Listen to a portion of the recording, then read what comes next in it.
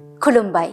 बड'लेण्ड रादाब नायगिरि बयनिसिमबो फुंबिलिनि गोजोन हामलायथिखौ बावहरनाय थाबाय। दिनै 29 नभेम्बर 2024 इं मायथाइनि सानसेनि फान्जामुथियाव थानाय राशिफोरखौ फरायथिनो लादों आं सना नार्जारिया। मेष राशि।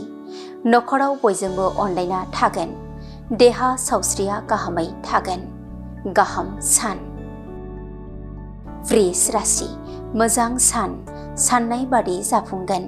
नखराव गोजोननि थासारि नुनो मोनगोन। मिथुन राशि। गेदेर सुबुंनि हेफाजाब लायोब्ला मोजां। साना मोजां नङा। बायजोआव ओंखारोब्ला सांग्रां जानांगोन। कर्कट राशि। मेगन गाज्रि जागोन। फाहामगिरिनि फाहामथाय लानांगोन। देहाखौ गोजोन मोननाय नङा। सिंह राशि। गोथार सान। गसाइनि बोर मोनगोन। साननायफोरा जाफुंसार जागोन।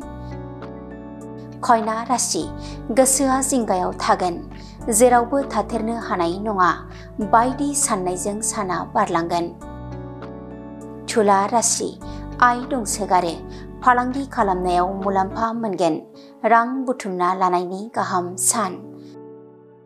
वृश्चिक राशि। आखायाव रां थिनो हानाय नङा। मुवा बायनायाव खहा जागोन। आखाइ हमथाना सोलिनांगोन। धनु राशि। मान बांगोन।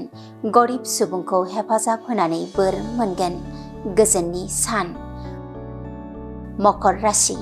खुसियै समफोरा बारलांगोन। गेदेर थांखि जाफुंगोन। बिफाखौ गोजोन होनो हागोन।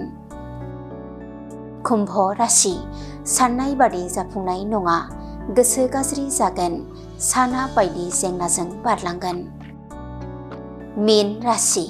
देहा सावस्रिया गाहामै थानाय नङा। जेरैबो सुखु गैयै जागोन। साना गाहाम नङा। दिनैनि राशि फरायथिनाया एसेनोसै। बेजों लोगोसेनो दिनैनि साना बुहुमनि साफ्रोमबो सुबुंफोरनि थाखाय गाहाम जाथों बिखौ बड'लेण्ड रादाब नखरनि जानानै इसोरनि खाथियाव आरज गाबनाय थाबाय। गोजोन्थों।